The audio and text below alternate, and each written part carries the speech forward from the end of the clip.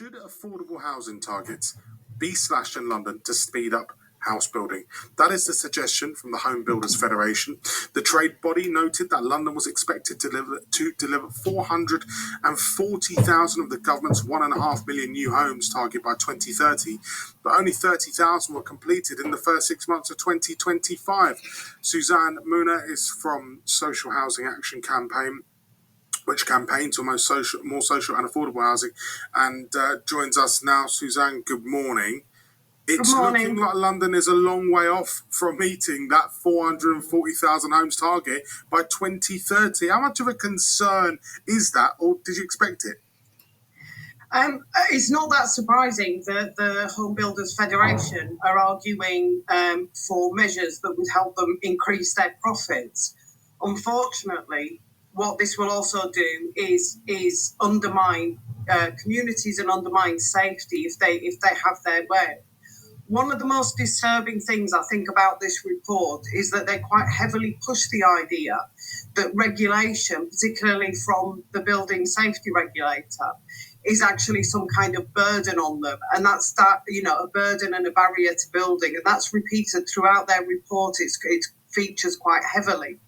Well, that's very, very disturbing, because actually the building safety regulator and those measures were brought in, obviously after the Grenfell fire, which killed 72 people, but also, caused horrific injuries to a larger number of people, destroyed people's homes, their possessions. It really had a terrible impact on the community around the Grenfell area. And the minute that we start to frame any measures that are intended to stop that happening again as being some kind of burden, I think that is very, very worrying. But more broadly, in terms of their report, I mean, the only thing we would agree with HBF on, I think, is that actually the current model isn't working. It isn't delivering the homes that we need. It isn't delivering the public housing. So we would agree on that, but we would just disagree on the causes and the solutions as well. I mean, the Home Builders Federation is suggesting that the mayor slashes affordable homes targets, saying it's what's slowing down the process. How is it slowing down the process? What do you say to them? And that's not a solution, is it? Yeah, exactly. I think it really doesn't bear very much scrutiny, really, when you start to look at their arguments. I mean, one of them is, as I've just said, that, waiting for the building safety regulator to approve planning and things like that is actually holding them up. Well, if that is the case, then maybe the building safety regulator actually needs more staff, rather than that we need to cut the safety measures that are there to protect people. But also what they're saying is if some of these burdens are removed and the targets are slashed, then they will be able to develop more schemes and therefore increase the level of, social housing. We don't see that as being likely. And in fact, this would be the second slashing of the targets for social and affordable housing. Just in May this year, the mayor already reduced the targets by 22%. So we can see they've already gone down once already. If they go down again, then we are just going to end up with lower and lower targets for social housing.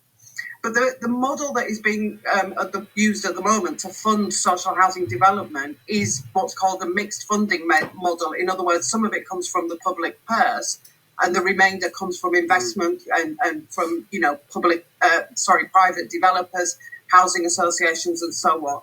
So it's this mixed funding model. Absolutely. We would argue that actually that is a very expensive way of trying to deliver social and affordable housing, and it's very ineffective. And the pressure is always going to be on for any partnership to deliver bigger and bigger profits. Multiple academic studies have shown is that actually the best way to deliver public housing, social housing, is to deliver it through councils. And that's what we are arguing, and a lot of other housing campaign groups argue, that actually we should be building through direct full grants through the council. Suzanne, I've got to leave it there because I'm running late for the news, but thank you very much for joining us. Spokesperson for the Mayor of London has said the Mayor is doing everything in his power to deliver more homes of all tenures, taking hard decisions, including actively exploring development on Green Belt. While the impact of this legacy is being felt acutely in London due to rising construction costs, wider economic pressures and delays from the building safety regulators, the Mayor is determined to work hand in hand with the government to support their ambition to get Britain building again. We're making significant progress, including a record £11.7 billion investment into social and affordable housing, new leadership at the building safety regulator, and backing for a new City Hall developer investment fund.